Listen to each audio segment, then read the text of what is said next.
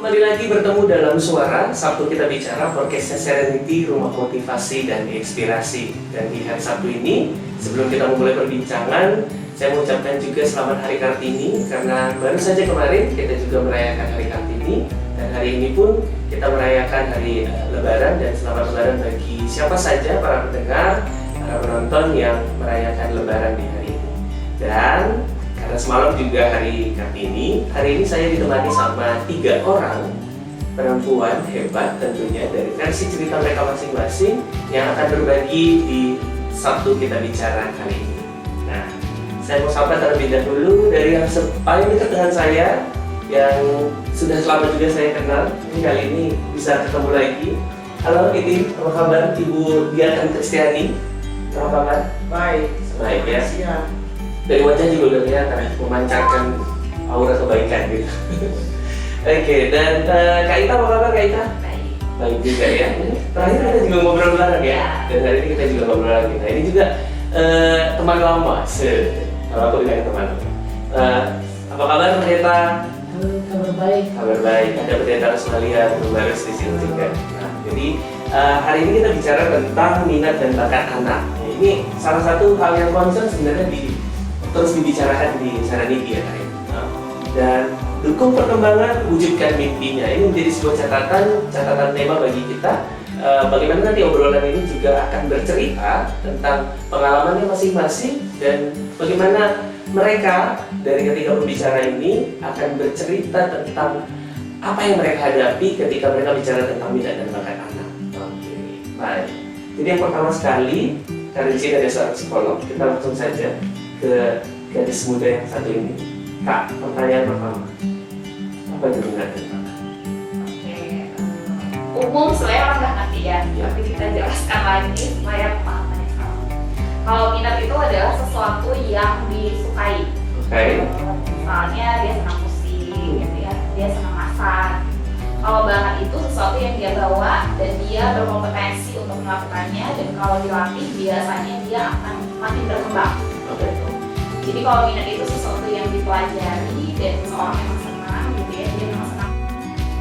Jadi kadang-kadang dia belum tentu ahli, gitu lah, dia suka, gitu ya. Tapi kalau bakat itu memang sesuatu yang sudah diberikan dia cukup menguasai dan bisa terampil dalam melakukannya. Gitu. Berarti ada orang yang punya minat tapi belum tentu berbakat di situ. Ya, bisa jadi. Nah, kalau saya balikin ada nggak? Ada yang punya bakat tapi belum tentu punya minat di situ. Biasanya sih kalau dieksplor tidak. Itu mungkin terjadi kalau dia tidak dieksplor sejak usia kecil gitu ya. Kadang-kadang kan kita baru, misalnya anak mau SMA atau SMP baru, ini minatnya mana ya sebenarnya, bakatnya mana gitu. Jadi bakat itu nggak kelihatan, padahal sebenarnya dia punya gitu kalau biasa. Oh, berarti ada sebenarnya usia-usia tertentu yang seharusnya kita bisa eksplorasi di situ sehingga si anak bisa berkembang bakatnya. Berarti kalau seandainya kita bertemu dengan orang yang ngaku-ngakuin, aku seneng banget tinggal di sini dan merasa dia berbakat, itu gimana yang menghadapinya? Dia pikir dia berbakat. Ya, perasaannya ya. Perasaannya dia pikir berbakat, kadang hanya sekedar minat.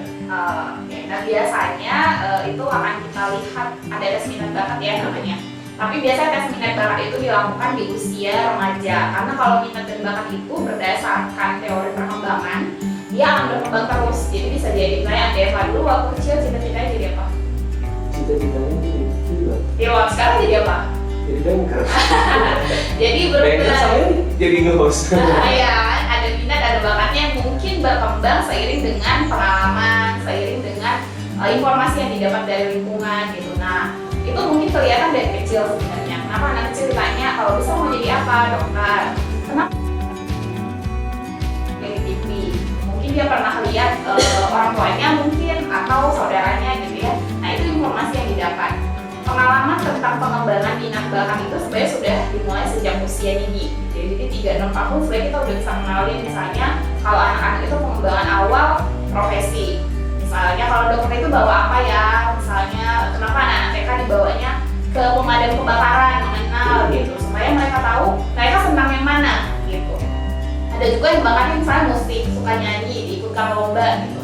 Nah itu sebenarnya dari awal, dari kecil, 3-6 tahun itu kita sudah bisa mulai. Dan itu terus berkembang seiring perkembangan usia anak.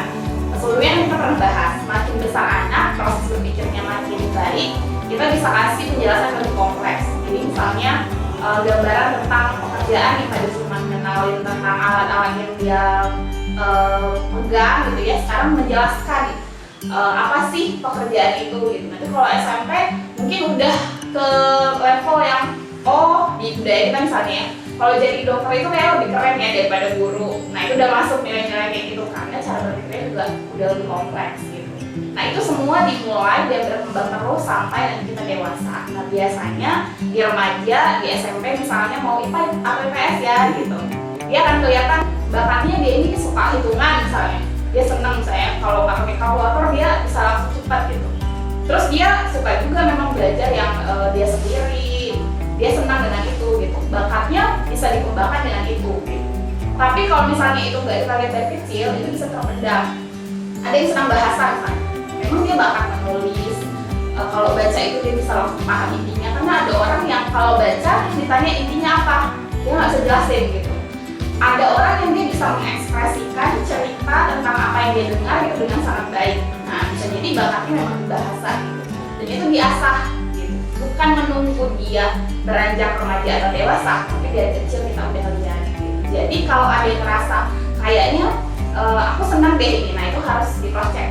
Hanya sekedar suka, mungkin karena dia pengen penikmat musik misalnya ya, jadi dia ngerasa aku senang nih dengan musik, tapi sebenarnya keterampilannya agak susah gitu kalau dikembangkan, atau mungkin dia punya yang lain. Nah itu yang harus di-cross-check, dan itu bukan berarti satu kali misalnya dia langsung tahu wah aku tuh di sini. Nah proses itu ada dari kecil sampai kemudian dia dewasa. Apakah ada usia kapan gitu yang membuat apakah minat ini atau bakat ini berubah gitu batasnya? Di usia ini dia tidak akan berubah lagi, akan terus jalan dengan minat dan bakat tersebut. Sebenarnya kalau kita pakai prinsip perkembangan dia akan terus berubah gitu ya. Tapi paling kelihatan dia akan udah stay itu dewasa.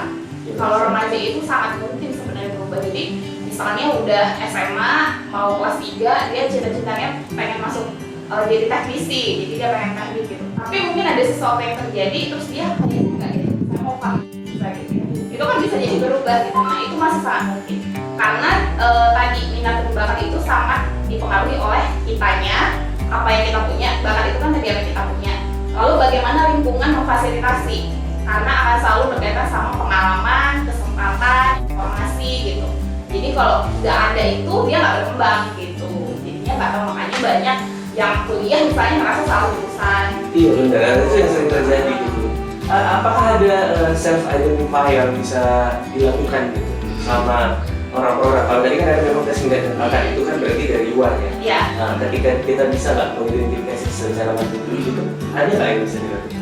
Ada sebenarnya yang sebenarnya umum kita lakukan, misalnya di Tapi saya pikir saya suka nge-host, sebenarnya itu bukan nge-host. Biasanya caranya kita misalnya suka nge-host nih, terus kan kita akan menampilkan, orang lain enjoy nggak dengan kita misalnya bawa acara. Nah itu kan jadi Kayaknya enjoy ya, soalnya udah beberapa kali ya.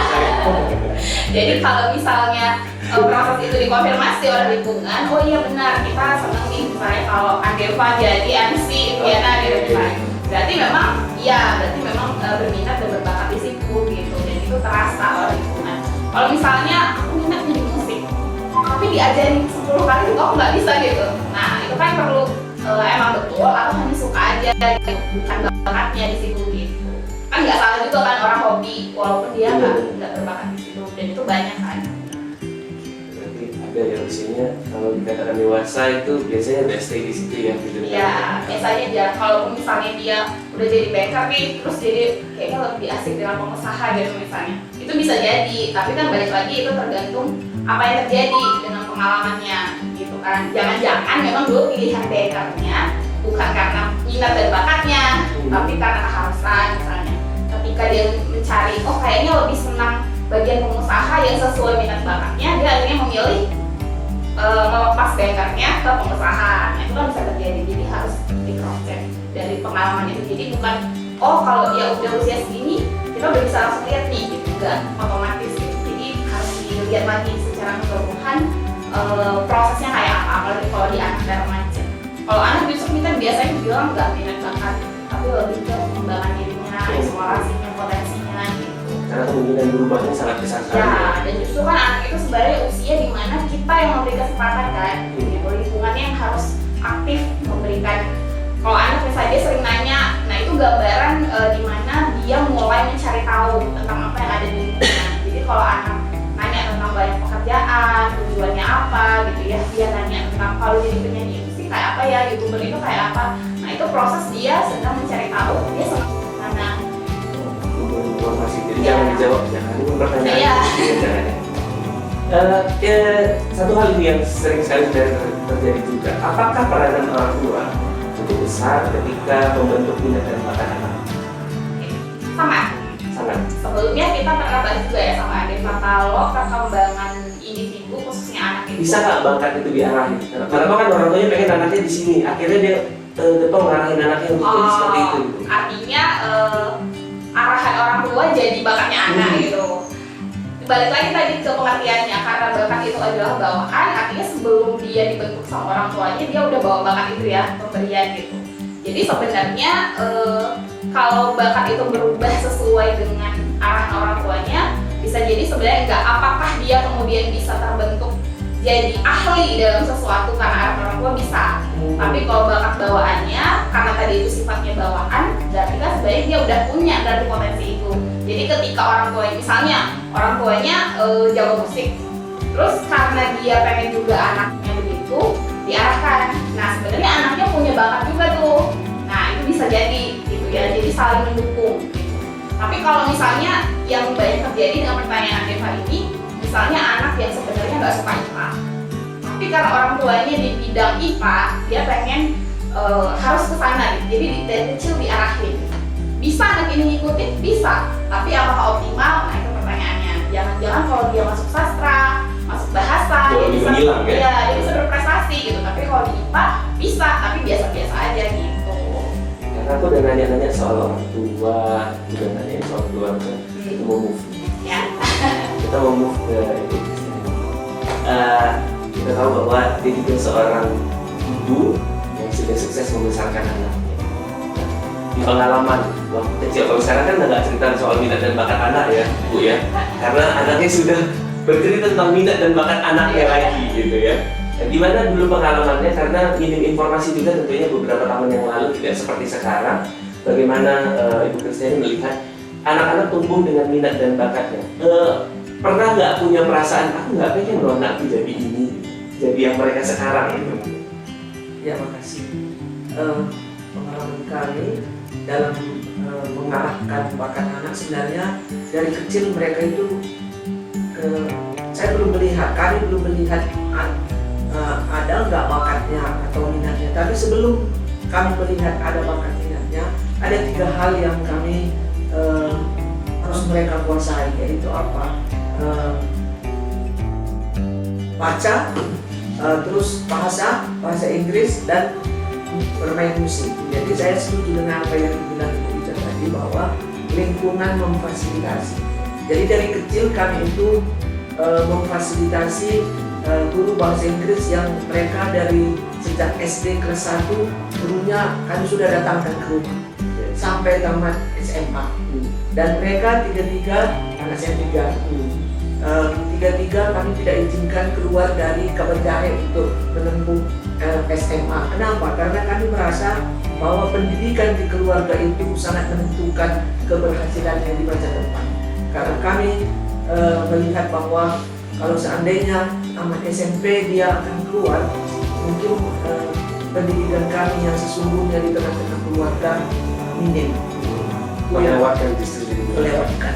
Ya, jadi itu kami fasilitasi, kami siapkan alat-alat musik.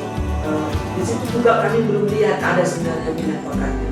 Tetapi sesudah mereka dewasa, kami melihat bahwa hal yang 3 itu sangat pengaruh ke perkembangan kedewasaan mereka, baik di dalam minatnya maupun dalam hal-hal yang positif yang mereka lakukan. Itu mungkin awalnya. Jadi modal yang cukup ya untuk ketika dia dewasa untuk melakukan banyak hal. Makanya kan selalu memberi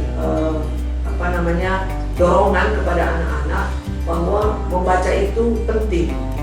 Dikasih uang jajan, mereka itu selalu mengumpulkan uang jajannya hanya untuk membeli buku.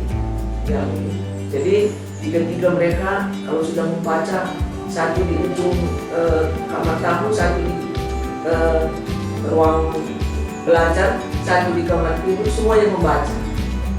Sebenarnya saat ini anak-anak pada umumnya ya banyak sekali sebenarnya potensi untuk peluang membaca dari Google, apapun bisa didapatkan. Tapi saya lihat sekarang anak-anak ini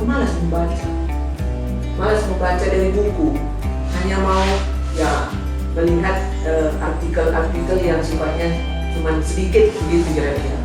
Ya itu mungkin sajian-sajian instan memang menggeser pola konsumsi kita gitu ya, baik bukan cuma buat konsumsi makanan tapi konsumsi informasi juga seperti itu. Ketika membekali, orang tua membekali dengan setidaknya tadi ada 3, membaca, bahasa Inggris dan juga bermain musik, itu 3 hal yang sepertinya dimodali difasilitasi sama keluarga untuk diajarkan. Dan dari hal tersebut, apakah sekarang dari 3 ini ibu sendiri melihat ada bakat di situ? Semisal, apakah ada yang sampai dengan saat ini menekuni musik? ya. Masih ada ya? Ya. Jadi anak saya yang perempuan yang 2, walaupun dia sudah punya putra putri juga, tapi dia bermain musik di gereja sampai saat ini. Sampai dengan saat ini. Karena menekuni agak ini ya, enggak sembrono gitu kira-kira. Lebih tenang ya, karena biasanya kalau masuk musik itu bisa apanya juga ini kontrol emosinya kayaknya. Seperti itu ya. Pernah nggak dapat penolakan dari ketiga anak pada saat di usia perkembangan sampai dengan SMA mereka bersama? Aku nggak mau ngerjain ini deh, aku nggak mau ngerjain ini deh bu. Pernah nggak mereka melakukan hal tersebut? Pernah, tapi sekali lagi. Gimana nih orang tua melakukan pendekatan supaya tetap mau nih ngikutinnya? Didampingi terus. Jadi jika mereka semangatnya berkurang untuk bermain musik, dampingi terus dari awal sampai selesai. Oh, berarti catatan pentingnya bukan hanya sekedar membuat anak beraktivitas, tapi peran orang tua mendampingi juga harus ada ya.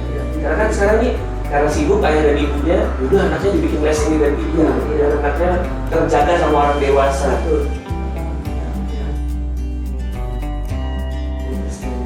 Jadi walau demikian pernah juga dapat penolakan, kayaknya bosan deh gitu ya, jangan dulu lah gitu ya. Kita dari senior nih. Ini cerita pengalaman. Di tengah minimnya informasi tentang saat itu ya, kalau sekarang kan gampang sekali ya, mudah sekali menemukan informasi.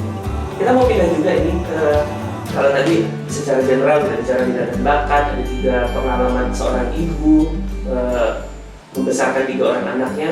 Kali ini ada juga seorang pendeta di sini. Yang kita mau lihat bagaimana ada anak yang juga punya peminatan atau bakat di bidang rohani. Bagaimana ini apakah memang sebuah bakat atau hanya kadang kan seperti itu ya, karena memang di rumah juga diajarin baca Alkitab, dibawa nyanyi-nyanyian, mereka kita pikir bahwa untuk berada punya bakat menjadi seorang rohaniawan itu sebenarnya nggak ada gitu, hanya karena kebiasaan dari kecil. Gimana Ibu Pendeta Rosmalia memandangnya? Apakah ada ini orang yang, atau Ibu sendiri bagaimana dengan melihat dirinya? Apakah memang punya minat dan bakat untuk menjadi seorang pendeta, dan kapan mengenali bakat tersebut? Kita nggak cerita panggilan ini hari ini, tapi kita cerita minat nggak aku ya sebenarnya menjadi pendeta?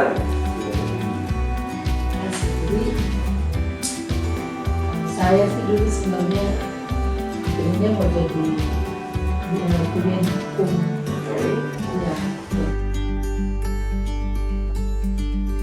Di badan ibu ada pengumuman penerbangan. Ada di Jakarta. Lalu ibu-ibu yang ada di Cemat itu, semuanya kamu mendaftar deh dulu. Jadi saya jadi pendeta melalui mereka. Oke. Karena sebelumnya tidak ada kepikiran. Tidak ada kepikiran. Kenapa menyenangi hukum? Kenapa kepikiran untuk menjadi seorang mahasiswa hukum? Iya, saya senang dengan masalah-masalah yang ada. Karena itu saya berangkat dari pengalaman di SMP. Itu ada teman saya disabilitas. dan hampir setiap hari dibully sama teman perempuan lain.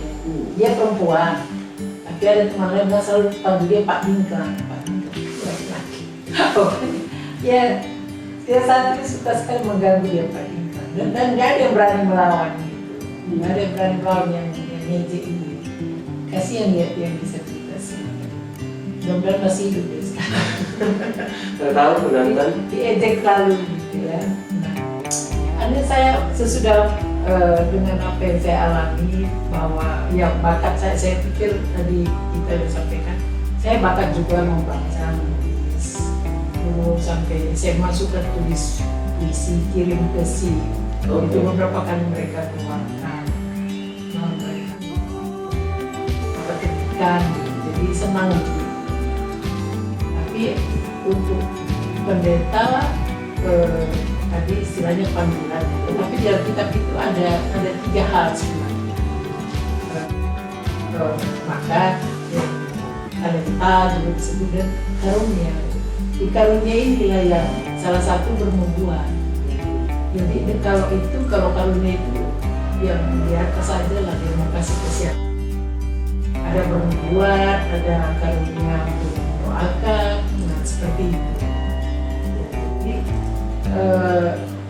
saya pikir untuk anak-anak yang katakan minat di bidang rohani, saya kira itu adalah salah satu dari pengaruh lingkungan, dampingan dari orang tua. Karena kenapa? Saya perhatikan di jemaat misalnya, orang tua atau bapak ibu yang aktif di gereja, boleh yang pakai apa segala macam, anak itu ikut. Mulai dari kecil dia langsung tuh, walaupun dia belum mengerti, ya. Malahan saya lihat kemarin di jemaat itu anaknya masih umur 3 tahun, pas mau persembahan dia nangis, dia minta itu tempat kolek itu supaya dia yang jalan, dia jalan gitu. Padahal kan bisa kasih tangan aja, tapi dia minta sesuatu yang dia lihat dan dia alami, karena kalau itu bakatnya atau hobinya, minat bakat, harusnya sesudah besar juga dia lanjutkan di bidang rohani yang banyak juga sudah di remaja, bernawan, dia punya cita-cita yang mana dia masing-masing. Jadi kalau di kerohanian yang punya anak-anak yang bisa di bidang kerohanian itu sebenarnya kebutuhan mereka di bidang kerohanian, dan mungkin kita nanti bisa menolong, dan saya kira itu bukan bakat, minat ya, tetapi juga karunia bagi yang memilih untuk saya kan nggak semua orang jadi yang tapi karunia ada juga yang karunia menemukan mendoakan, itu ada beberapa macam, dan yang tidak dimiliki oleh orang lain, ya tidak lain. Dia memiliki, saya sudah lihat sendiri, dia menyembuhkan misalnya, dia berdoa saja, nggak ada apa-apa, jadi Tuhan berikan itu. Kalau itu memang out of control ya? Iya, out of control. Nah, pertanyaannya adalah,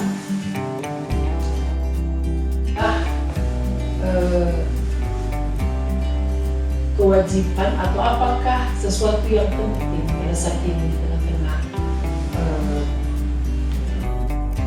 terus mendampingi anak untuk hidup ini. Saya kira itu menjadi satu kebutuhan di tengah-tengah begitu banyak tantangan. Coba bayangkan, COVID membuat kita kemarin ibadah di gereja, ibadah dari apa segala macam. Tapi sekarang gereja sudah bisa buka. Nah, tidak gampang untuk mengajak anak yang sudah terbiasa di Android, sudah terbiasa segala macam itu. Gampang sekali, kita sudah boleh ibadah yang mana ada. Itu tidak gampang untuk mengembalikan lagi dia ke persekutuan. Dari gaya offline. Iya, tidak gampang. Ya, jadi saya kira itu hal yang penting. Lalu yang terakhir bahwa keterlibatan anak di kerohanian, saya kira itu salah satu media atau salah satu cara untuk mereka menemukan bakatnya juga, punya bakat. Nah, kenapa? Karena dia juga belajar tentang Alkitab bahwa memang Tuhan memberikan, tapi dia nggak tahu. Saya nggak tahu apa bakatku. Pendampingan bidang kerohaniannya juga itu lebih baik sama saya jadi teringat dan pendeta ini pernah juga ambil bagian untuk memenuhi kebutuhan rohaniawan, kebutuhan pendeta di gereja di WKP. Nah tentunya pada saat proses seleksi dan sebagainya, apakah pendeta juga mencari tahu tentang sebenarnya seberminat apa anak tersebut menjadi pendeta, dan seberbakat apa juga dia boleh membawa dirinya menjadi seorang pemimpin umat rohaniawan. Itu terjadi pada saat itu, boleh cerita nggak gimana di masa tersebut? Iya. Sama-sama dengan ibu ini juga pada saat itu. Sama ya. Saya kira karena pendeta itu adalah pekerjaan atau pelayanan di bidang kerohanian, salah satu yang sangat mendasar, dia mencintai, dia tahu dia bekerja karena dia mencintai. Dia memiliki panggilan.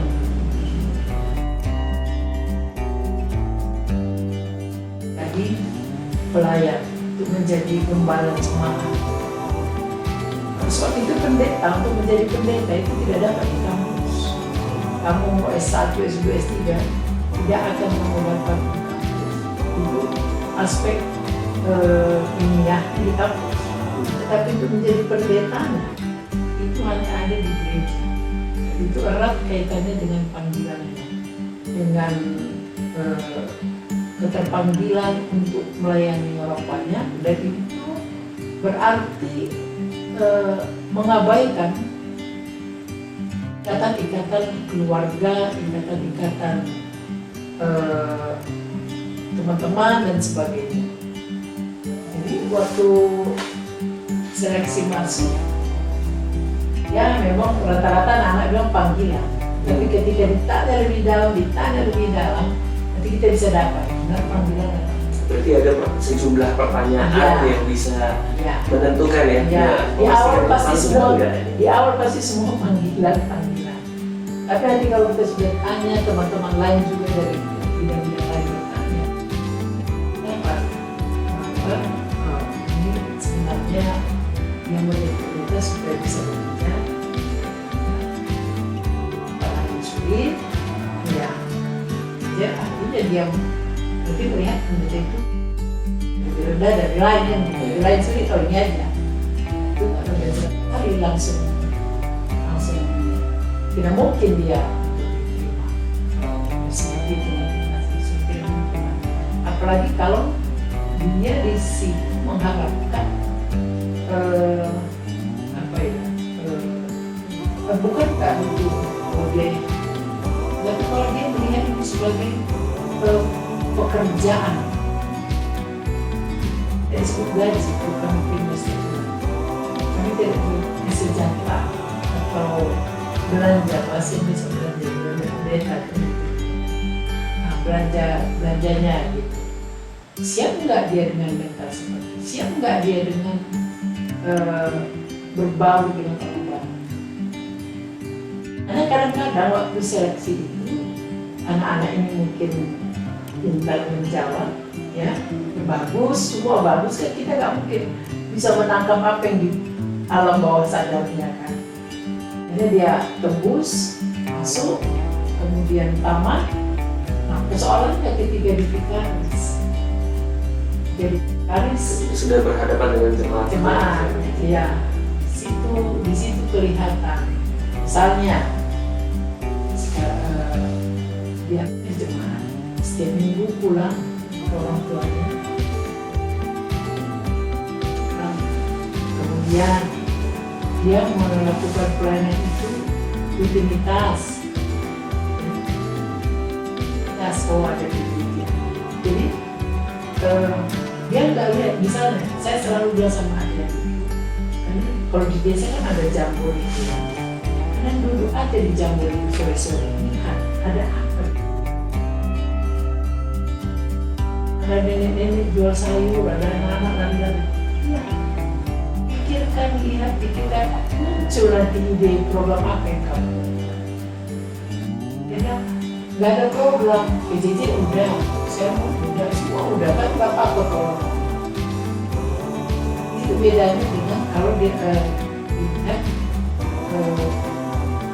pendeta dengan misalnya pegawai di kantor. Ya, karena pegawai di kantor kan sudah tugas job ini tugas kamu cep, kamu lakukan naik jabatan, kamu lakukan bagus. Ini nggak di luar dari yang rutin. Ada sesuatu yang ini masalah hati soalnya. Ada sesuatu yang harus digali dan itulah anunya ya, karena saya sendiri pun merasa bahwa pendeta itu kita bukan bicara soal panggilan ya, tapi bicara soal kebalik ke bicara soal bakat adalah orang atau pekerjaan dengan multi bakat.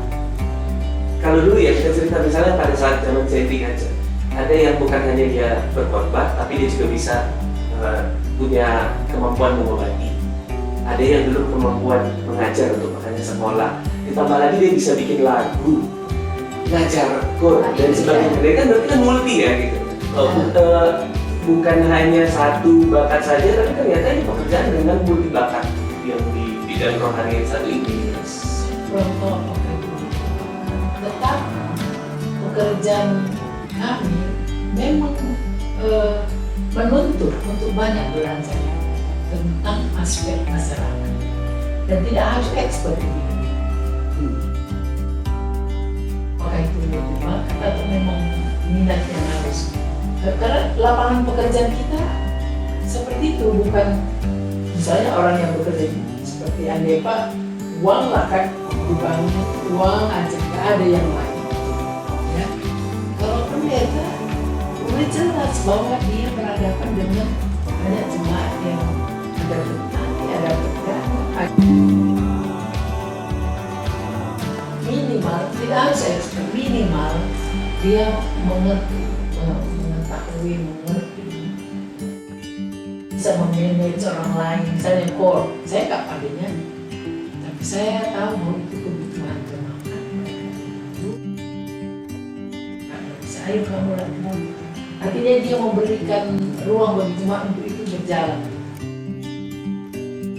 Dikasihan juga memang kalau terkait pembicaraan ini, Kak, ada tadi kita nge-mention soal multi bakat. Apakah memang ada orang yang diberi ketika kita identifikasi juga ternyata ini bakatnya banyak?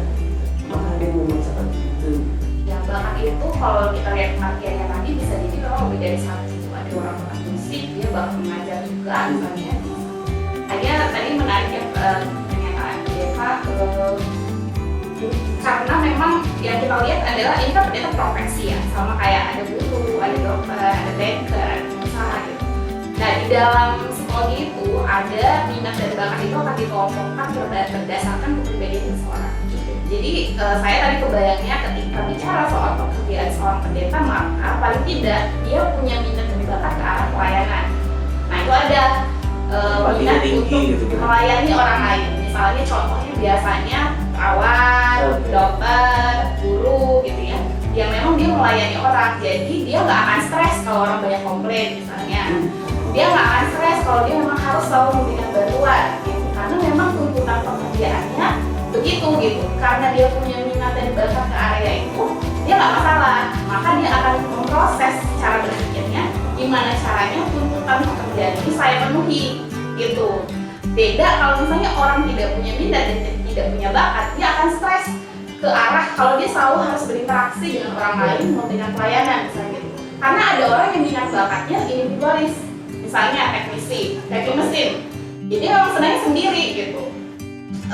Teman-teman yang di bagian teknik informatika misalnya, dia senang aja dengan laptopnya gitu, dia nggak harus ngobrol, nggak harus kasih inspirasi pada orang gitu ya, dia nggak masalah dengan itu. Teman-teman yang di bagian penelitian gitu, dia nggak apa-apa gitu ketika dia nggak harus memikirkan banyak kreativitas untuk mengajak dan mengumpulkan orang gitu. Nah itu mungkin yang tadi ya, akarnya sebenarnya itu minatnya ke arah situ nggak sebenarnya. Kita nggak bicara soal panggilan atau apa gitu. Mungkin tadi itu kenapa Eva bilang multi bakat, mungkin lebih sebaik dia punya bakat itu. Kalau tadi pendeta bilang nggak expert, tapi karena minat bakatnya memang melayani orang, dia akan cari cara gimana caranya supaya tugasnya tadi bisa dia kerjain gitu. Dan memang sepertinya kita juga pendeta ini orang yang berbakat di bidang rohani ini adalah orang-orang yang punya pertama ketahanan terhadap konflik. Ya betul, karena dia akan berinteraksi dengan orang gitu. Iya kan? Yang latar belakangnya beda-beda. Ada kritik. Iya, gitu lah. Dari anak sampai lansia. Iya betul. Bener-bener bervariasi begitu ya. Dari kelompok sosial ekonomi rendah sampai atas gitu. Sepertinya kalau komplain beda-beda gitu. Dan bagaimana kalau hal tersebut bisa ditemukan sedini mungkin? Misalnya kan kadang begini, ada orang tua yang memang tidak mau bilang bahwa sendiri dia nggak ada. Ada yang bilang begitu, ada juga banyak juga yang bilang dengan bangga mempersembahkan anaknya untuk bisa menjadi seorang rohaniawan. Bagaimana ketika minat dan bakat tersebut ditemukan di usia kecil dan tidak sebenarnya kita dukung? Ya, kita bukan hanya bicara soal rohaniawan atau semua minat dan bakat yang sudah ditemukan ketika kecil ternyata kelompok terdekatnya atau keluarganya sendiri tidak mendukungnya, apa bahayanya? Oke, tadi ya minat bakat itu kan akan terus berkembang gitu. Dan kalau udah dilihat, misalnya paling gampang lah kalau anak sebenarnya suka bahasa sastra tapi dia dipaksa ke IPA karena prestis kan biasanya IPS itu dinilai. IPA biasa lebih pintar kan anaknya. Jadi proses itu yang paling kelihatan biasanya. Nah ujung-ujungnya di kuliah dia pilih juga jurusan IPS gitu kan. Atau misalnya di pekerjaan, karena ada beberapa kasus yang dia udah selesaikan nih kuliahnya sesuai dengan pilihan orang tua. Padahal dia nggak terlalu berminat gitu. Tapi karena prestis tadi, akhirnya dan secara kecerdasan dia mampu, dia lulus gitu. Tapi karena dia nggak berminat di bidang itu, dia ngerasa karena kan kalau kita minat punya bakat di situ ada kepuasan gitu ya. Kalau makanya tadi kalaupun ada tantangan, kita ngerasa memang itu harus dihadapi gitu, karena ada dorongan tersendiri lah gitu kita menghadapinya. Kita nggak jadi stres, atau misalnya kalaupun stres kita tahu bagaimana mengelolanya gitu. Nah ketika misalnya dia sudah berhasil karena nggak minat dan bakat di situ, dia akhirnya memilih untuk yang lain. Tapi karena ini tuntutan keluarga, udah dia selesaikan. Pilihan berikutnya dia ambil sendiri karena dia udah dewasa juga gitu ya. Nah kasus-kasus seperti itu ada gitu. Dan biasanya ada banyak kasus juga si individu ini pada akhirnya mengikuti apa yang orang tua sampaikan, tapi ada beberapa hal yang terpendam. Nah itu yang tadi nggak kelihatan. Padahal harusnya dia bisa jadi juara satu misalnya, berprestasi, ikut kompetensi kemana-mana, kayak pendeta tadi jago bikin puisi, diterbitkan gitu. Kalau itu nggak diasah kan nggak kelihatan gitu. Kalau nggak didukung gitu, nggak diberi kesempatan, nah itu akan hilang gitu. Jadi misalnya kan bakat membaca dan menulis pendeta ini mendukung ya sebenarnya apa yang dia kerjakan sekarang gitu. Nah itu kalau misalnya dulu nggak ketahuan, mungkin itu nggak terasah untuk bisa membantu pengembangan diri yang lebih optimal. Jadi ibaratnya kalau seseorang itu potensinya itu kayak gelas gitu. Dan kalau lingkungan itu mendukung, si gelas ini bisa penuh gitu.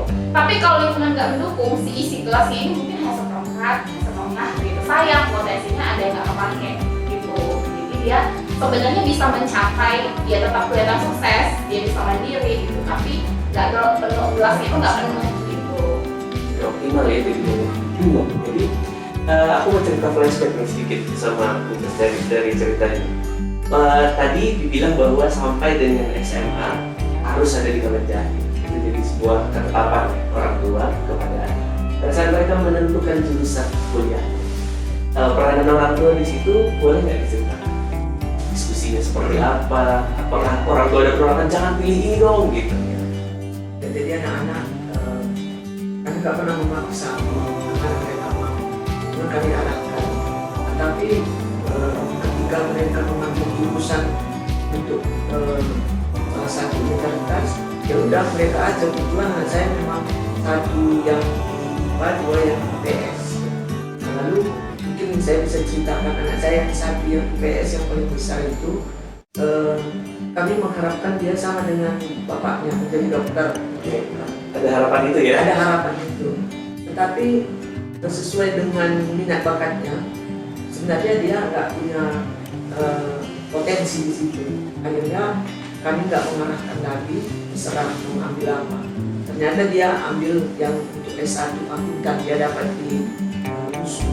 Lalu selesai dia di akuntan, kami lihat sepertinya bukan di situ bakatnya.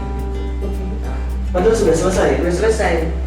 Jadi dia bilang Nilainya bagus pula lagi. bagus. Ya. Tapi sebenarnya bakatnya tidak di situ. Bakatnya tidak di situ karena kalau akuntan nggak pintar menghitung, mana ya? Kami lihat itu. Lalu gimana ini jadi kalau akuntan nggak pandai menghitung? Ya udah ambil S2 untuk mendalami akuntan. Dia bilang nggak usah lah, saya mau ambil HI. Oh, satu lagi berarti. Ya, enggak, dia ambil yang S2-nya. Nah, dia ambil S2-nya manajemen internasional dan lalu dia selesai dengan waktu yang tepat. Ya. Dan kami lihat memang di situ bakatnya. Lalu dia ambil di tes di Kemenlu. Di tes pertama kami ya pesimis lah, saingan begitu banyak, dari 100.000 orang yang diambil hanya 100 orang. Ya, nggak mungkin dapat, kita nggak punya channel ya, nggak punya ini mengandalkan doa kepada Tuhan. Modal yang tadi 3 Ya, udah dikerjain loh dari kecil. Ya, Nah, yang 3 tadi udah usahanya udah dilakukan juga nih. Jadi puji Tuhan dia dapat. Kami juga kaget, makanya orang-orang pada nanya, tuh dokter itu kasih berapa ya anaknya itu kok bisa dapat? Nggak ada, spesial itu nggak ada kita. Dan kami tidak mencari backing, nggak ada. Memang nggak ada backing kita, hanya Tuhan aja gitu. Dan kami melihat memang dari kecil ya, kalau ditanya, kamu itu nanti kalau bisa menjadi apa? Kamu menjadi duta besar. Itu ada dari kecil. Nggak tahu dari mana dia itu dapat. Kenapa dia minta jadi duta besar gitu? Padahal Kita dia udah baca. Padahal diajaknya praktek bapak ya setiap hari gitu ya. Diajak. Kenapa nggak mau jadi dokter? Padahal setiap hari Iya. diajak tuh Karena praktek. kami mengarahkan gitu. Mudah-mudahan nanti dalam perkembangannya dia mau beralih menjadi dokter gitu. Tapi kami tidak pernah memaksa. Akhirnya sesuai dengan yang dia inginkan dari kecil, itulah yang terjadi pada dia saat ini seperti itu. Dan kita doakan semoga dia dapat jadi duta besar pada waktu yang Tuhan tentukan. Amin. Seperti itu ya. Nah, ini kelihatan sekali ya sebenarnya, tapi walaupun punya obsesi orang tua anaknya pengen jadi sama seperti orang tuanya, tetap memberi ruang untuk kebebasan dan kebebasan ini. Kalau untuk yang dua lagi, apakah sebenarnya Titi ada nggak merasa sedih? Ini kalau dari anak pertama, sedih pada saat dia bilang, "Udah, aku jadi akuntan saja," gitu. Ada nggak perasaan sedih? Enggak. Nggak ada ya? Kenapa? Karena bapaknya juga bilang, saya juga tuh sebenarnya nggak mau jadi dokter, tapi nggak tahu kenapa jadi dokter gitu. Jadi mungkin dari latar belakang itu dia nggak mau memaksakan anaknya menjadi dokter. Iya. Yang tahu juga tidak ada jadi dokter. Di RCT, ya. Jadi itu bagaimana setelah mereka menentukan dan tidak ada sepertinya perdebatan yang sengit ya, tidak ada harus seperti ini. Sekarang merasa apakah menyesali pada saat itu kenapa ya nggak dipaksa aja jadi dokter? Apakah ada rasa tersebut? Nggak pernah disesali. Justru apa yang sudah dia ambil, dia tekuni, kita 100% dukung. Dari tema kita hari ini yang jelas ya, sangat menerapkan. Beliau sangat menerapkan untuk mendukung minat dan bakat anak. Satu, ada yang kerjanya di Kementerian Luar Negeri, dan yang lainnya juga tidak ada yang sebenarnya ikut dengan apa yang dikerjakan orang tua sebelumnya, tapi hal tersebut juga bisa dilakukan dengan baik. Ya. Nah, bagaimana kita menghadapi ini mungkin kedua orang tua ya? Bagaimana kita melihat kedua orang tua yang sebenarnya over obsessed terhadap anaknya? Sorry, saat ini salah satunya obsesi bukan hanya soal pekerjaan, tapi soal obsesi lain gitu. satu film lah yang Ngeri Sedap itu kan cerita tentang obsesi orang tua. Nggak tahu ibu-ibu ini nonton atau tidak gitu. Tapi kakak pasti nonton ya? Oh belum nonton. Ngeri Sedap itu adalah obsesi bapak yang anak pertama harus menikah dengan sesepupu. Ya, Anak terakhir itu harus tinggal di rumah karena rumah itu akan dikasih sama anak tersebut. Ini kan obsesi orang tua. Begitu juga nanti dan dalam cerita film tersebut juga anaknya juga harus mengorbankan keinginannya sebenarnya, dan terlihat dari anak perempuan yang terpaksa tinggal di situ. Dia bukan anak paling kecil tapi terpaksa tinggal di situ. Bagaimana kedua orang tua ini dalam pengalamannya juga melihat orang tua yang over obsesif, gimana pandangannya, atau bisa juga memberikan pesannya juga kepada orang tua seperti ini. Dari pendengar ini, Iya. ini nggak Kak Ita yang jawab. Nah, yang pertama kasihan sih. Kasihan ya. Kasihan overobsesi dari orang tua. Karena apalagi sudah didukung dengan zaman yang sangat terbuka. Jadi sementara orang tua sudah punya konsep ini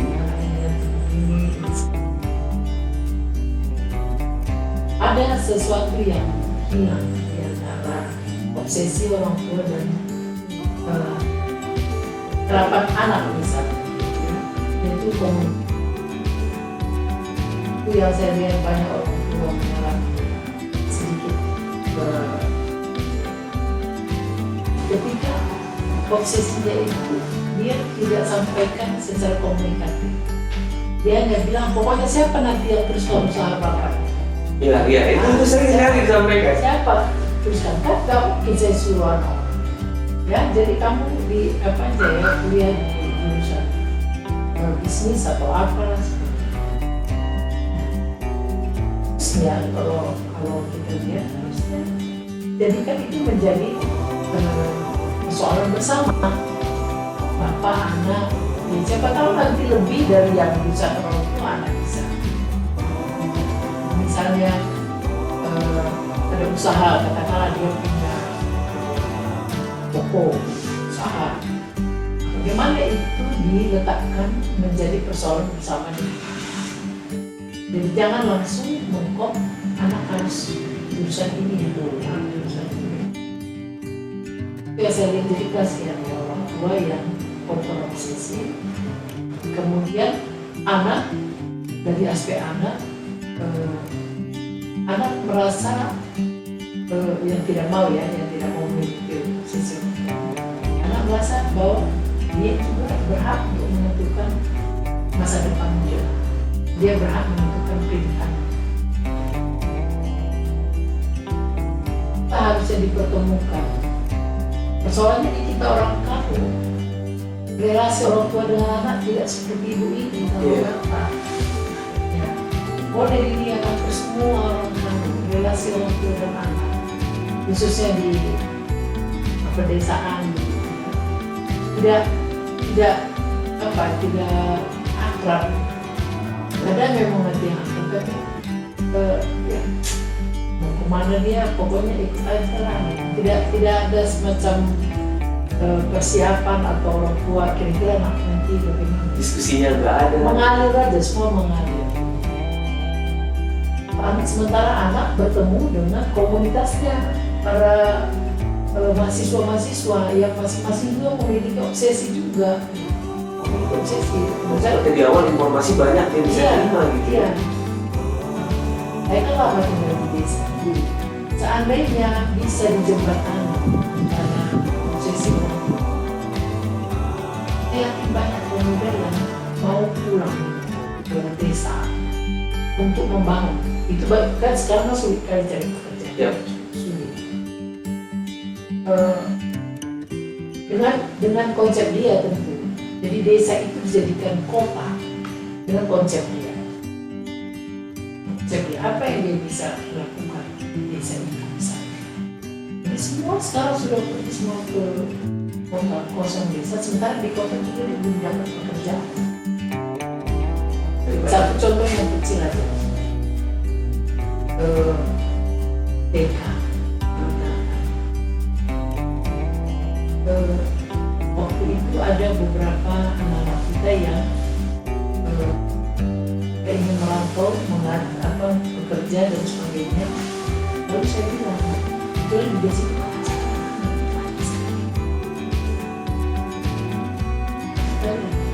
untuk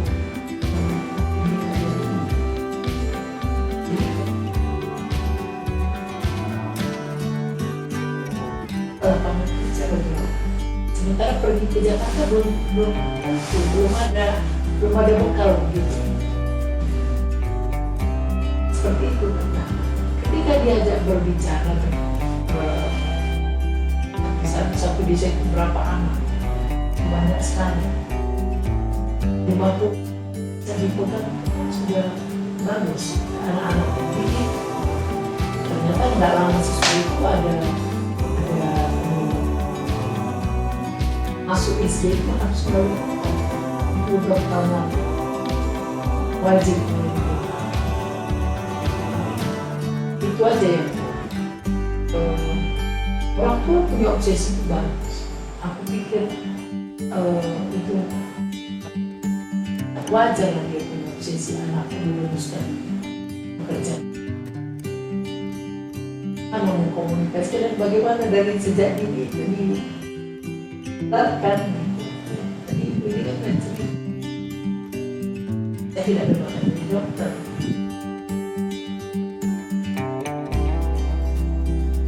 Kasihan ya kalau tidak dikomunikasikan dengan anak. Dan banyak orang tua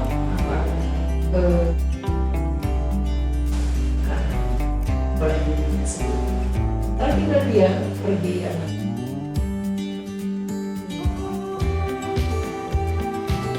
stres ya, angin berlaku Ya sering terjadi juga. semua Sampai saya sekolahan gitu teman-teman itu.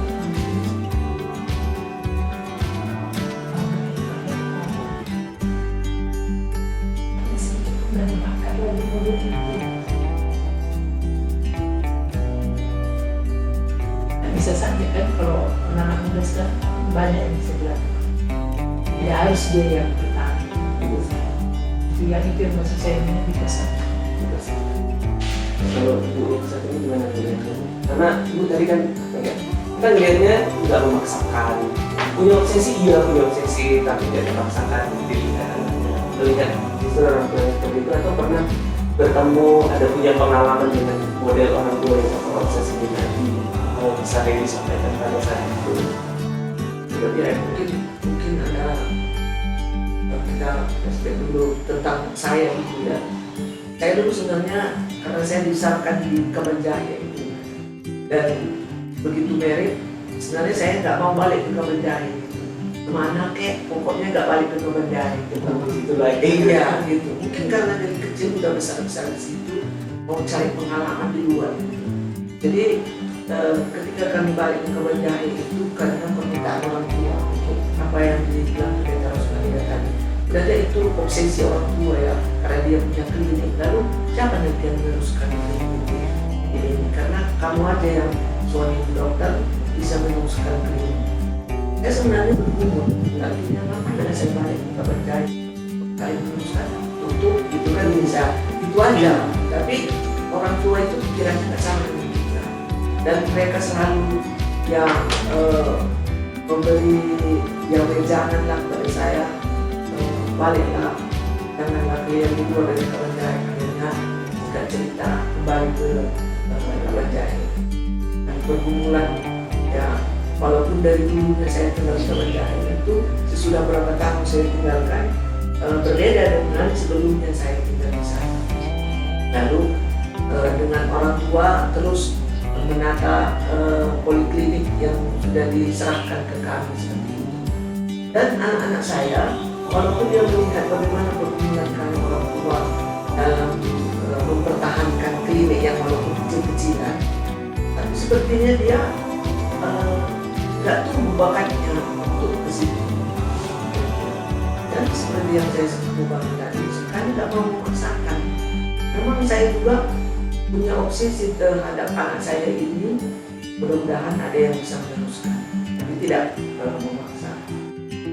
Dan satu yang kami sepakati anak ini harus kuliah. Kalau dari saya selalu memberi motivasi kepada anak saya 3-3 karena saya bukan sarjana. Anakku 3-3 harus S2 gitu. Dan itu kalau belum S2 tidak boleh married, tidak boleh berumah tangga. Itu jadi ini dia Sepertinya bukan orang tua tahun depan ya. jadi Kalau orang tua sekarang ya wajar aja berpikiran seperti itu. Tapi Saya yang lalu baik. lihat mama nggak sarjana, tapi itu juga punya plus minus. Dan kalau aku lihat lebih banyak minusnya. Jadi kalian itu harus S2 baru sekali, belum nggak bisa. Gitu. Jadi itu pelaksana, nggak berani dia melawan, kira-kira seperti itu. Jadi obsesi saya itu, walaupun tadinya ada yang menjadi dokter, akhirnya nggak ada, tapi kami bisa menerima, lalu kami dukung dia apapun sekolahnya. Paling tidak kalau kami dukung, tentu dia tidak menjadi beban, lalu dia bisa berhasil dalam pekerjaannya. Dan satu yang perlu ini kami tekankan kepada anak-anak, bagaimana supaya orang ini melalui sekolah yang mereka sudah ketat itu tidak boleh menyusahkan orang tua dan keluarga. Tetap penting Yang ya. ada catatan penting, tidak menyusahkan orang tua dan keluarga. Mereka lakukan. Lalu saya juga sebagai orang tua, saya tidak mau menyusahkan anak-anak. Jadi biarlah ketika mereka sudah berumah tangga, dia sudah mandiri, sudah ketika saya senang datang berkunjung ke rumah mereka, oke. Tapi saya tidak mau membebani mereka. Ketika saya tanya, apakah kalian yang mana kalian mau balik ke Medan? Oke, ayo balik ke Medan. Udah makan seperti ini. Ya udah, silakan. Tapi kalian itu jangan menyusahkan keluarga, menyusahkan orang tua. Ya, karena saya lihat banyak juga orang tua yang sangat susah ketika anak-anaknya juga udah berumah tangga dan tidak mandiri. Itu menjadi penyakit orang tua. Saat ini banyak yang mengalami seperti itu. Kasihan orang tua, anak-anak juga kasihan seperti itu. Tapi juga orang tua ini punya ruang ekspresi banyak, walaupun udah tua, bikin serenity, banyak ladang pelayanan yang tetap atau pekerjaan sosial yang tetap dilakukan, sehingga memang orang tua juga bisa berpikir seterbuka ini. Karena kan banyak juga kan pendeta habis pensiun lah kita bilang, banyak orang yang menakuti masa pensiun karena nanti dia tidak punya aktivitas. Sementara saya pikir keduanya ini bukan muda lagi. Kalau usia pegawai swasta sudah pasti pensiun, tapi sekarang masih produktif dengan banyaknya hal yang dikerjakan.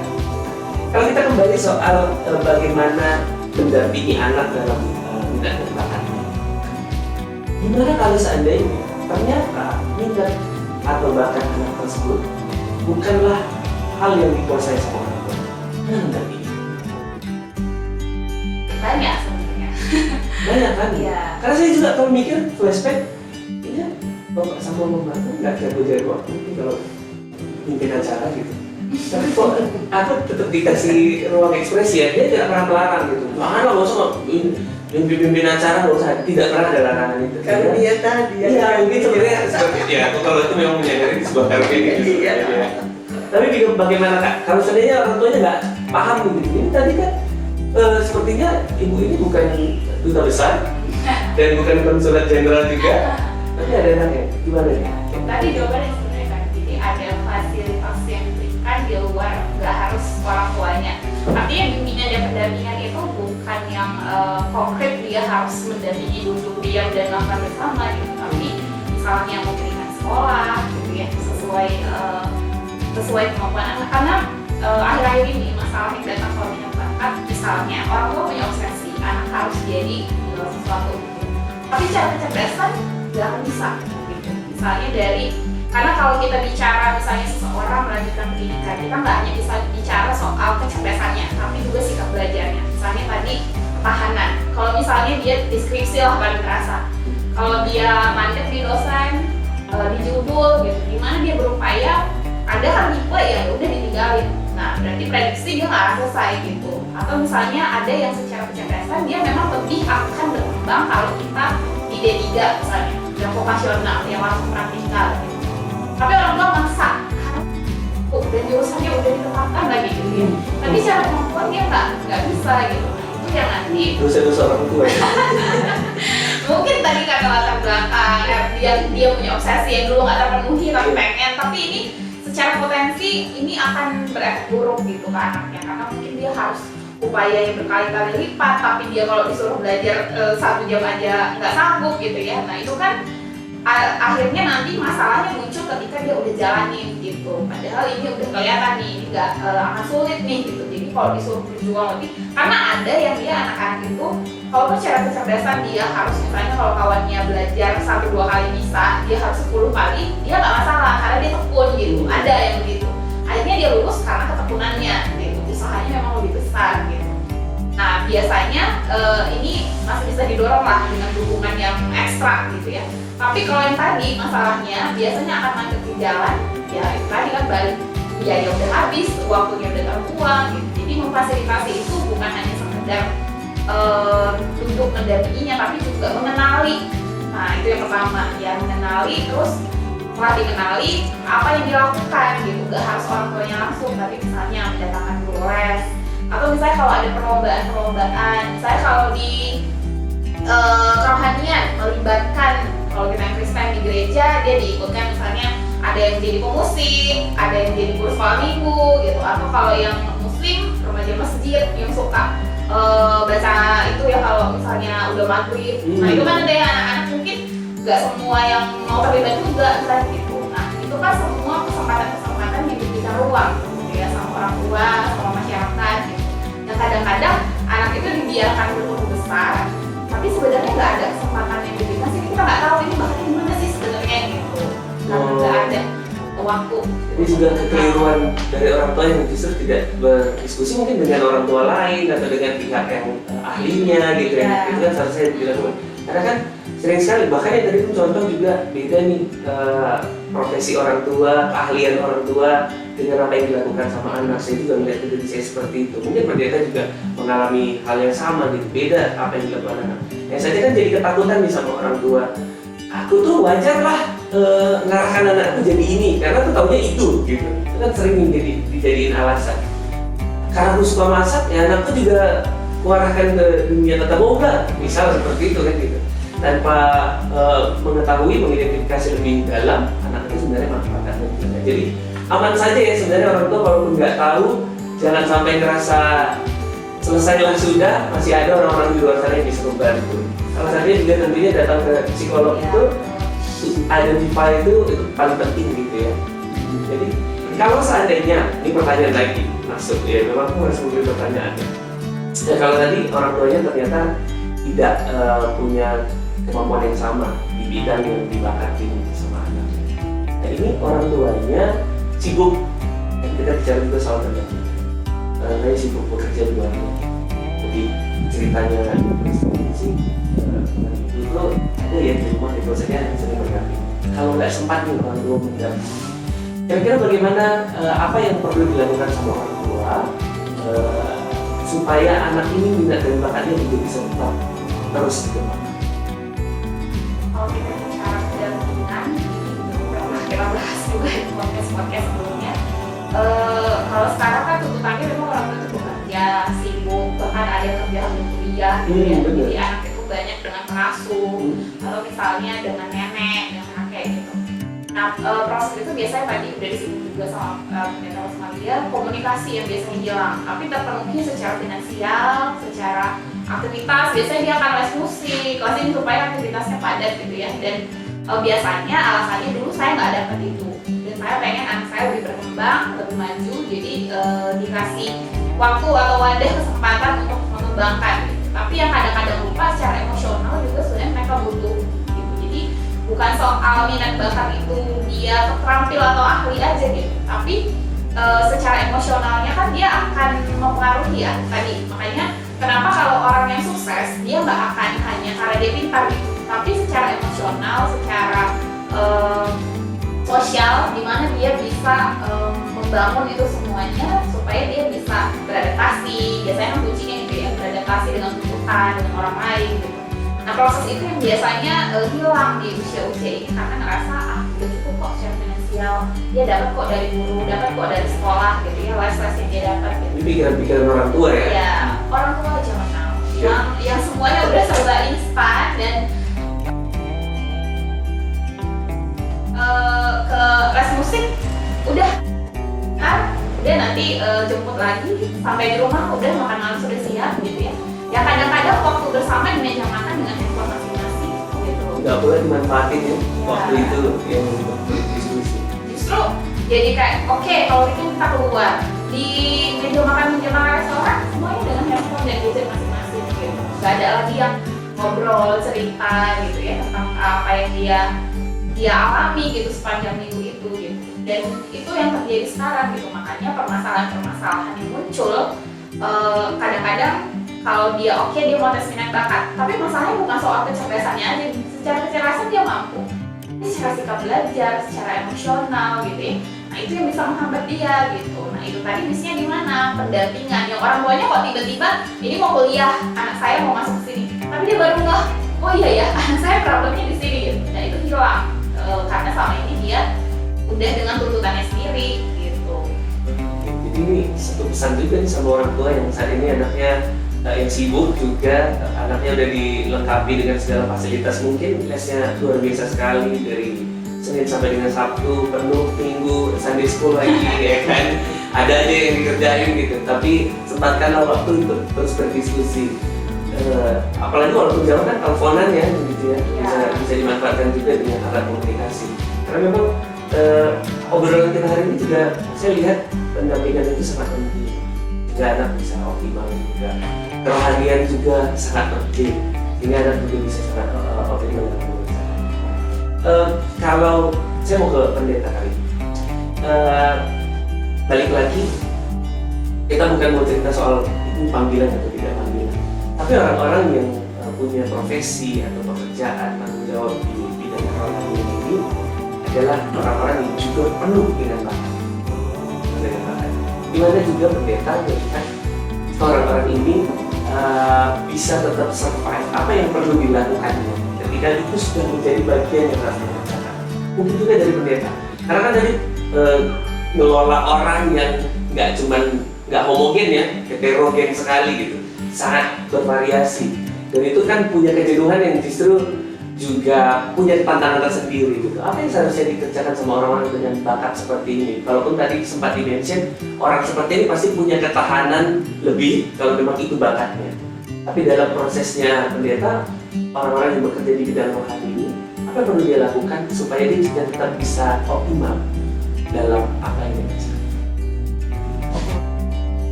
Orang-orang yang punya bakat di bidang rohani. Pengalaman pribadi mungkin karena nggak lama, udah 60 tahun ternyata di sini, atau udah ngalir begitu aja kayaknya auto ketika dapat masalah tiba-tiba problem solve-nya muncul begitu saja gitu, atau sudah seperti itu gitu, berarti udah automatically udah luar biasa sekali ini. Iya, jadi saya kan baru pindah juga ke Jerman. Apakah suasana yang berganti dan juga mempengaruhi? Iya lah, pasti ya. Jadi dulu di Matraman, khususnya dia dekat sebenarnya bidang diakoni yang terakhir. Pindah, mulai biasanya 2-3 bulan pertama itu saya lebih banyak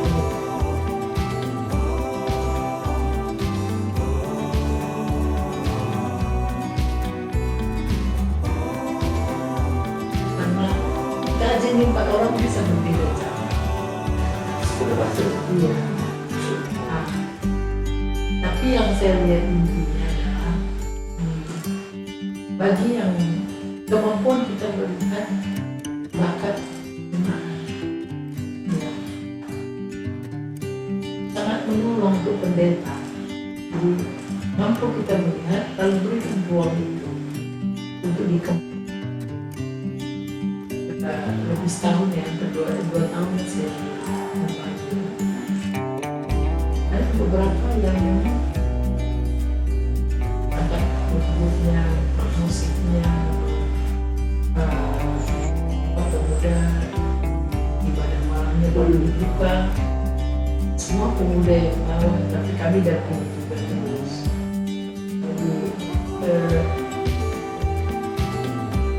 Jadi kami sudah orientasi, sudah lihat, begitu juga di sidang minggu. Saya juga harus belajar juga karakter orang setelah dia kena ada. Namanya di sini. Ya, belajar itu tidak gampang. Nah, ketika belajar tahu cara menghadapinya sangat menolong. Ya. Dan soal pergantian tempat pelayanan itu juga ternyata menolong juga tuh bisa punya energi baru. Iya. Pindah tempat dan sebagainya. Karena kan ada juga sebenarnya orang-orang yang saya sebenarnya bukan tipikal orang yang mempercayai bahwa kita bisa terus di satu pekerjaan itu saja. Karena saya sebenarnya orangnya agak bosenan. Dan bagian ini kan bagian mengekspresikan, jadi menghilangkan kebosanan juga. Kalau saya berpikir tentang mengerjakan itu terus sampai dengan puluhan tahun, itu udah 30 tahun dari saya. Lain 30 tahun kejenuhannya mikir saya 4 periode di Matraman gitu. Bosan apa gitu? Harus ada ide-ide baru, harus ada terobosan-terobosan baru, sesuatu yang tidak direncanakan, tetapi pada saatnya perlu. Disitulah sebenarnya bukan skill ya, umur juga menentukan kemampuan kita. Di misalnya begini, saya buat contoh. Saya datang ke Jalan Bahagia, baca di Bangka. Lalu waktu itu baru COVID ya. Kemudian yang ke gereja itu masih kuota, masih dibagi-bagi. Desember ini, terus belum ini berjalan ke kota. Orang ada satu sektor pun yang mengirim permata. Karena apa? Karena orang tua nggak cukup, kan gitu. Bukan nggak mau, tapi orang tua nggak cukup, berapa mau ke gereja. Tapi waktu karena situasi COVID, tanyaan kita adalah kita berhenti sampai atau siapa yang menjawab kebutuhan apa artinya gereja untuk berapa minggu itu sistem kuota itu kami tidak ada satu pun pemakaiannya banyak, tidak ada satu pun, sehingga itu membuka ide gitu, muncul gagasan. Oke, kalau begitu kita tambah ibadah malam supaya dan itu dikasih ruang bagi permata untuk mereka. Dan itu tidak gampang karena beberapa tahun lalu situlah aku rasa kemampuan pendeta untuk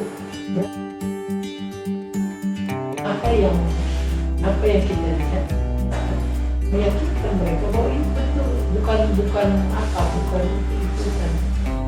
sama dengan waktu itu yang kami sama Kak Jatun di kan nggak gampang.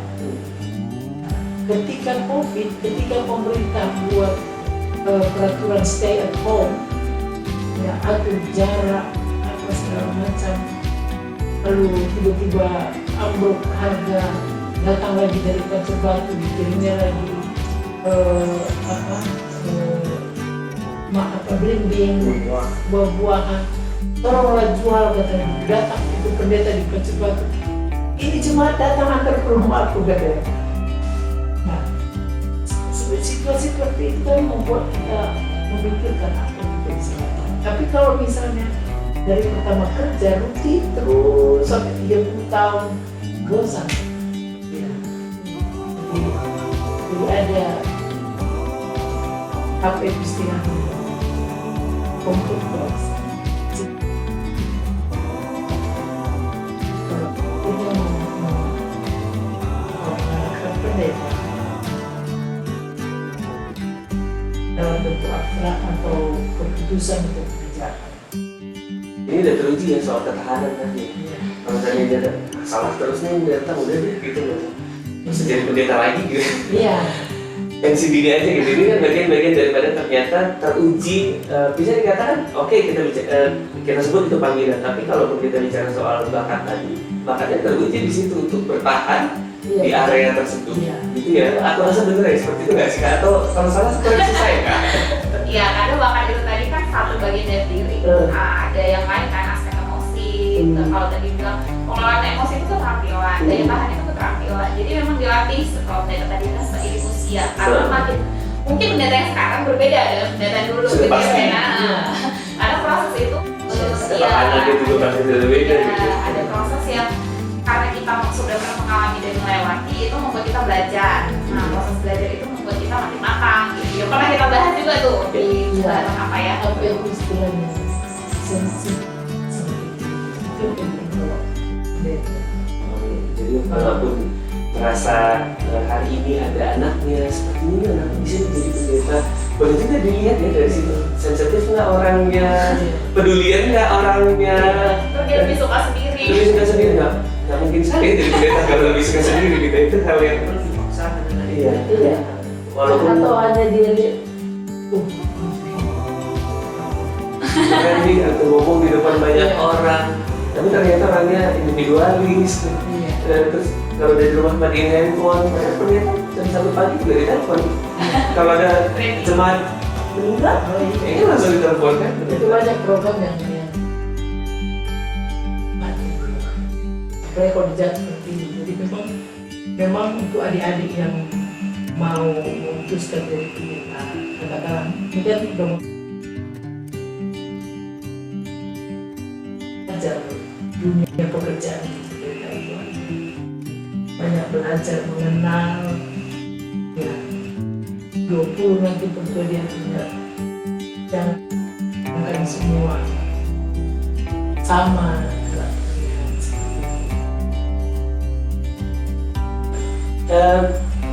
Ini kita sebenarnya sudah banyak sekali obrolan tentang pendampingan dan bakat, bagaimana orang tua punya peranan untuk mendukungnya.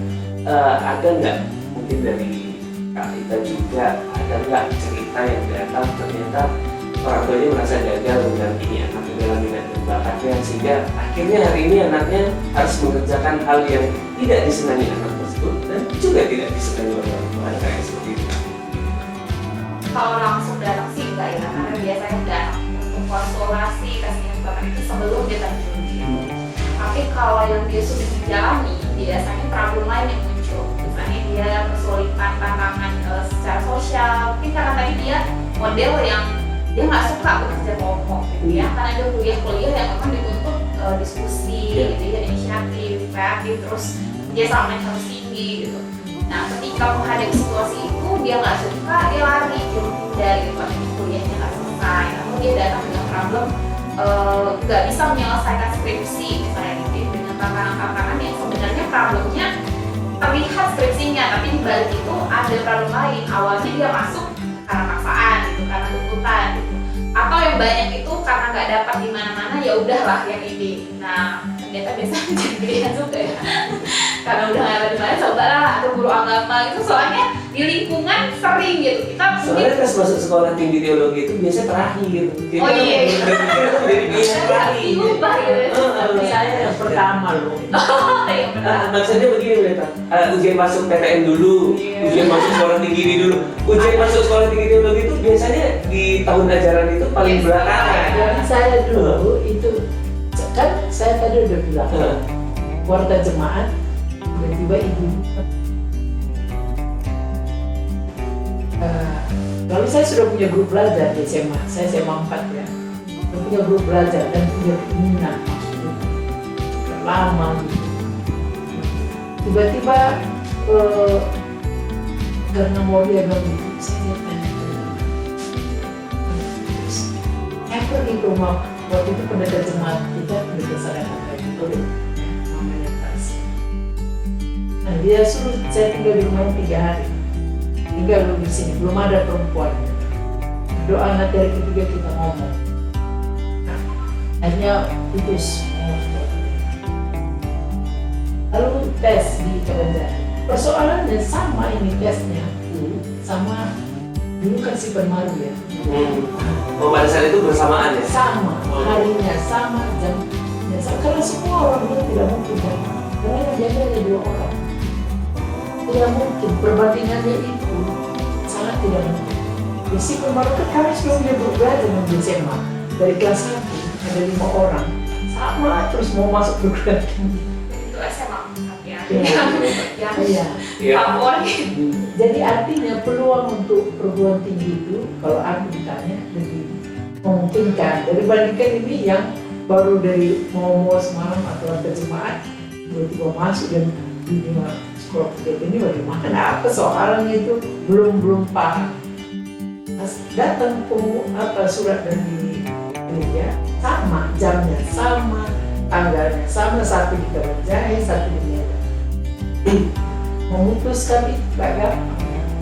Itu case pendeta pada saat itu. Proses itu mungkin yang mempengaruhi ya, kenapa akhirnya soalnya di lingkungan sekarang mungkin kayak masa sih kayak gitu, tapi ya itu nyatanya pendeta kalau misalnya nggak lulus di mana-mana, ya udah ada sekolah agama, ada sekolah pendeta gitu, itu jadi pilihan. Walaupun ada juga yang memang menurut saya minatnya memang ke sana, itu ada juga gitu.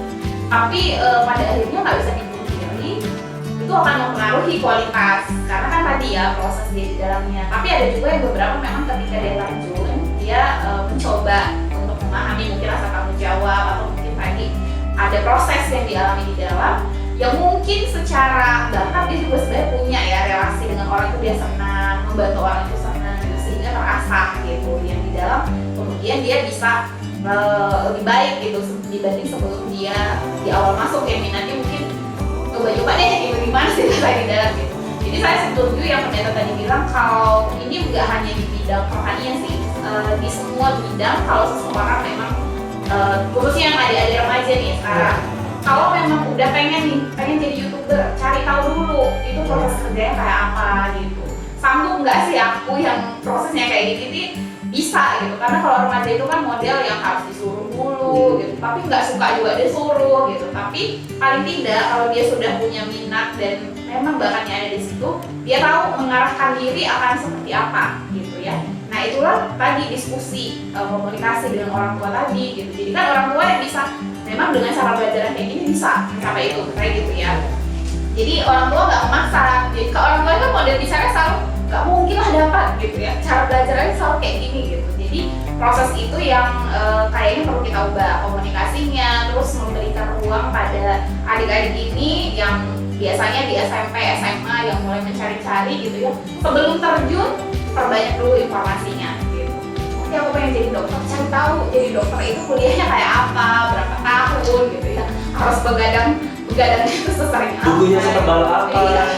Lebih banyak textbook daripada yang bahasa Indonesia gitu ya, itu harus dia harus oke, udah selesai sarjana, dia harus koas, itu kan dia harus pikirin gitu, jangan tiba-tiba udah terjun kaget gitu, hanya ngebayangin udah selesainya gitu. ngebayangin seseorang pakai jas putih, ada stetoskop di leher gitu loh ya. Nah, ini ada pertanyaan dari penonton kita, pasti Tonga. Sejauh mana lingkungan membentuk minat anak? Dan tadi kita memang udah bahas bahwa lingkungan itu sangat mempengaruhi, tapi sejauh mana ini ya, sepertinya ini pertanyaan yang sangat perlu dijawab dari sudut keilmuan. Silakan. Sejauh mana? Sejauh perkembangan anak juga. Jadi emang akan sebegitu berpengaruhnya gitu. Jadi kalau ibarat kita selalu gambarkan individu, lingkungan itu selalu saling gitu. Jadi kalau satu hilang, maka ini akan berpengaruh gitu. Individu itu kan yang tadi kita bahas yang dia bawa secara, kalau di sini tadi kita bahas bakatnya gitu ya, ada potensinya yang memang udah dikasih begitu sama yang di atas. Jadi kalau lingkungan ini tidak mendukung, yang tadi bisa terpendam gitu. Yang padahal sebenarnya dia bisa sangat baik kalau kita asah gitu. Jadi lingkungan ini biasanya paling awal itu keluarga, karena tadi proses pengembangan itu kita mulai dari 3-6 tahun. Dan pengaruhnya sangat besar ya. Ya, termasuk tadi nilai ya, misalnya kalau kita kan di Indonesia itu ada agama, jadi apa yang boleh nggak boleh gitu kan. Nah itu yang akan mempengaruhi, sehingga kalau tadi ada obsesi-obsesi tertentu, itu proses dia untuk memilih itu pun berdasarkan nilai gitu, nilai agama, nilai budaya gitu ya. Misalnya sekarang ada pilihan-pilihan profesi yang mungkin bertentangan dengan budaya kita. Misalnya ketika dia berperan sebagai gender yang berbeda dengan gendernya misalnya gitu. Nah itu kan di budaya kita masih dianggap kenapa ya gitu. Nah proses itu kan yang akan butuh tantangan sendiri juga. Itu tentu perlu diskusikan. Misalnya laki-laki jadi makeup artist itu di budaya kita sangat pendeta dari kecil anak ini udah dibawa gitu ke gereja. Anak ini kan selalu lihat dari contoh. Gitu. Contoh yang pertama masuk dibanding kalau kita dengar khotbah dia nggak akan dengerin gitu. Contoh apa yang dilakukan orang tuanya itu yang pertama masuk.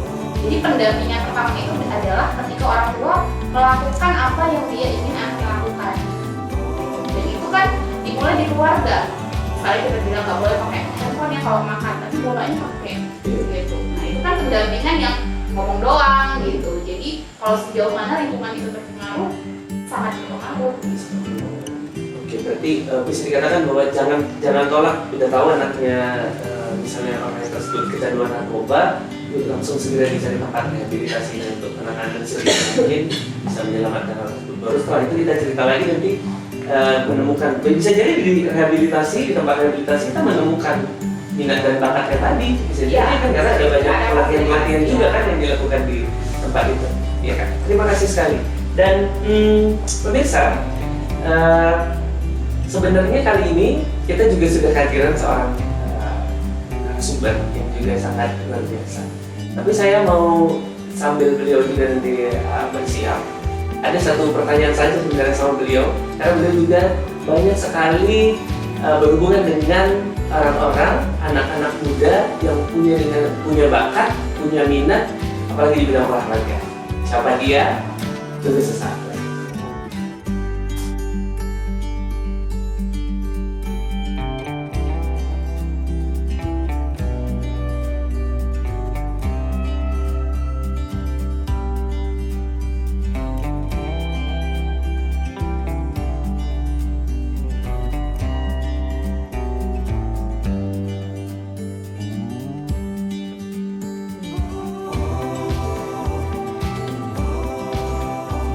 Ya, baik, sudah bersama dengan kita, aku sih manggilnya kakak ya, karena masih muda, nggak jauh lah disini. Berarti udah tua dong. Kak Yosepin atau biasa Kak dipanggil Kak Pipin. Selamat datang Kak, apa kabar? Ya, luar biasa. Luar biasa ya, jadi saya langsung aja Kak, sebenarnya kita tadi udah banyak ngobrol tentang minat dan bakat. Karena Kakak adalah orang yang saat ini juga berkecimpung di dunia minat bakat sepak bola khususnya. Gimana Kakak melihat anak-anak muda? Kapan sebenarnya waktu yang tepat mereka mengatakan sepertinya aku ini tepat untuk jadi atlet sepak bola? Atau bagaimana Kakak melihat apakah ada orang-orang yang ngakunya minat bakat di sepak bola ternyata bukti menyatakan dia nggak minat di sepak bola atau nggak bakat di sepak bola? Gimana? Oke, shalom, selamat siang semua sahabat Serenity. Mungkin langsung aja ya jawab, pesan panjang lagi pembukaannya. Jadi kalau kita bicara bakat itu dari pengalaman saya, mungkin sebagai guru sekolah minggu, lanjut lagi jadi guru, jadi dosen, dan kebetulan sekarang memanage satu klub sepak bola, saya bisa menyimpulkan ya bakat itu tidak tiba-tiba datang. Jadi itu sebenarnya sudah terlihat dari kecil. Nah, artinya seseorang yang sudah dikaruniakan bakat dan dia melihat bakat itu menjadi sebuah passion ya bahasanya, atau kesukaan yang membuat dia lebih bersemangat begitu mengerjakan bakat itu. Sebenarnya tinggal bagaimana mendorong dia untuk bisa maksimal di situ. Jadi terkhusus misalnya ya, karena saat ini memang sedang memanage satu klub sepak bola, saya bisa melihat dari pemain-pemain bola itu bahwa mereka bukan tiba-tiba main sepak bola. Itu memang sudah terlihat dari kecil. Nah, mungkin awalnya waktu usia mereka masih 5-6 tahun masih main ya, main bola-bola biasa gitu. Kemudian memang mereka itu masuk SSB. Di sekolah juga ikut klub sepak bola, dan memang ya salah satu yang membuat mereka semakin mantap gitu ya memutuskan berkarir di sepak bola itu adalah dukungan keluarga. Nah, jadi itu yang saya lihat kenapa mereka maksimal dengan bakatnya, bahkan bisa berprestasi di situ, dan akhirnya bahkan jadi pekerjaan pilihannya, karena memang itu tidak serta-merta datang, itu sesuatu yang sudah ada saat mereka kecil dan memang itu diproses dan akhirnya itu pada sampai tahap keputusan bahwa itu yang akan menjadi pilihan untuk dikerjakan. Jadi bakat itu kalau di saya itu sesuatu yang memang diperjuangkan, sesuatu yang disukai dan diperjuangkan dan ingin berhasil. Begitu.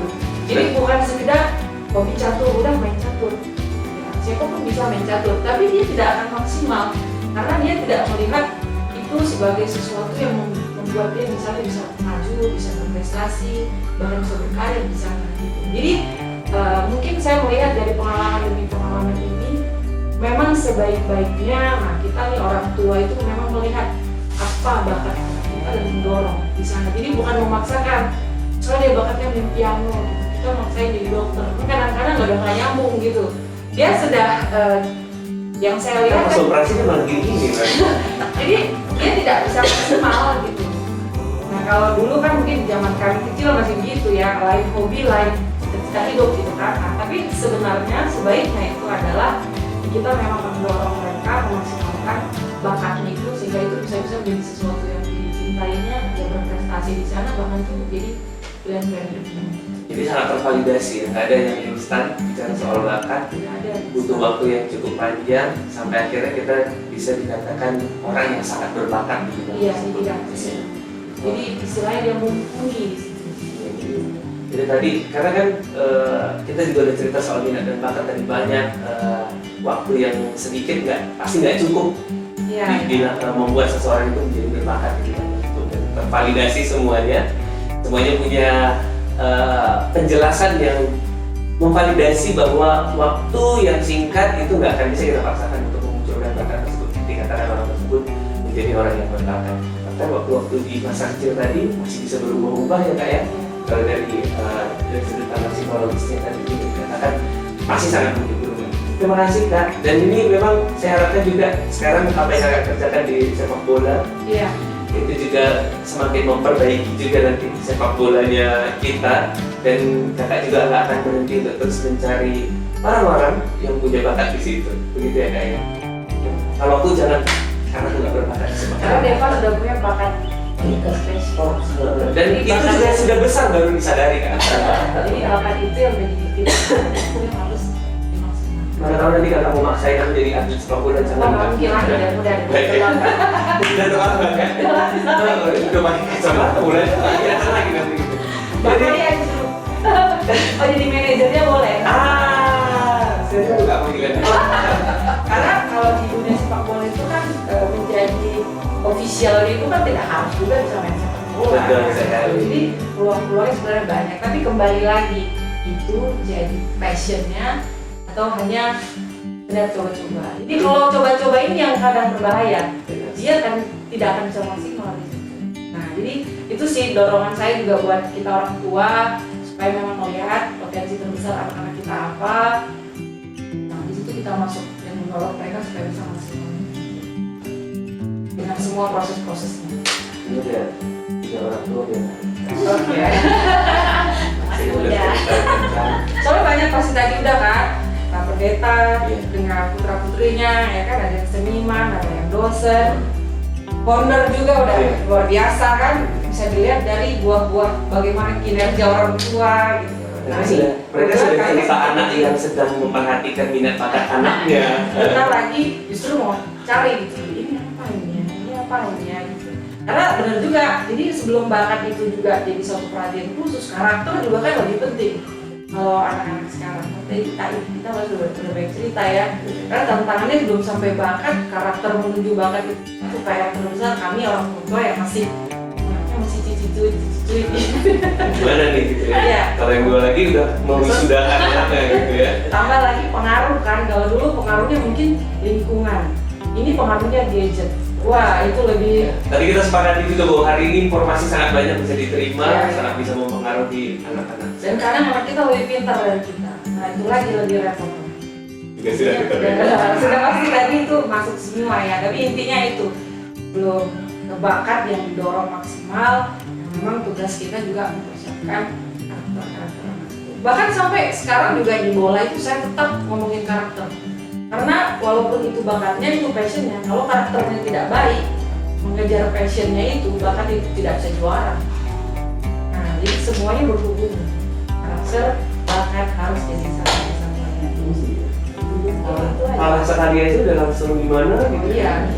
Kalau belum bisa ngalahkan diri sendiri, jangan mimpi ngalahkan orang lain. Oke. Nah, Mimpi ngalahkan orang lain kalau belum bisa ngalahkan diri kalau sendiri. bisa ngalahkan diri sendiri. Baik, sebagai akhir dari pembicaraan kita ini sudah banyak dari yang kita bahas, tapi kali ini yang meminta kita memberikan pesan-pesan penting buat orang tua dalam proses mendampingi anak untuk mewujudkan bakatnya, untuk mewujudkan cita-citanya, apa yang harus kita kerjakan. Silakan. Oke, tadi sebenarnya udah panjang ya. Jadi kesimpulan akhir sebenarnya pendampingan yang penting itu adalah ketika secara kehadiran, secara emosional kita juga hadir, bukan hanya memfasilitasi versi semua yang dibutuhkan anak dia dapat secara material maupun secara finansial gitu ya, tapi juga secara emosional sehingga terbentuk tadi nilai yang kuat, karakter yang kuat, lalu daya juang yang kuat gitu ya, sehingga pilihan itu pun dia ambil secara bijak ketika waktunya tiba gitu. Jadi prosesnya dimulai sejak dini, didampingi terus secara konsisten sampai dia harus memilih secara mandiri. Oke, terima kasih dan sekali lagi aku mengucapkan terima kasih buat Pak Kartini hari ini. Semalam hari Kartini, tadi aku pakai pembuka selamat hari Kartini kan. Jadi ini ada 4 Kartini yang luar biasa yang nanti juga akan mungkin kalau 2 ini sudah mencatat sejarah yang cukup banyak sekali. Ini sudah juga cukup banyak, ini juga sudah cukup banyak. Terus menuliskan sejarahnya ya. Tapi saya tidak Kartini. Dan terima kasih sekali lagi buat Ibu Deven Kristiani, Kak Ita, Kak Vivi, dan juga Ibu Jeta yang bagus. Terus menginspirasi, terus boleh berbagi. Sukses terus untuk apa yang dikerjakan saat ini di jemaatnya, di sepak bolanya, di UMKM-nya juga, psikologinya, dan ini. Nggak usah ditanya ya. Banyak banget ya. Jadi dia ada ide bikin serenity, besok-besok ada aja terus. Jadi ini adalah orang tua penuh ruang ekspresi. Oh iya, benar. Terima kasih sudah bergabung, sudah menonton podcast kita kali ini di Dalam Suara. Sabtu kita bicara Serenity Podcast-nya, rumah motivasi dan inspirasi. Sampai ketemu di podcast selanjutnya. Dadah.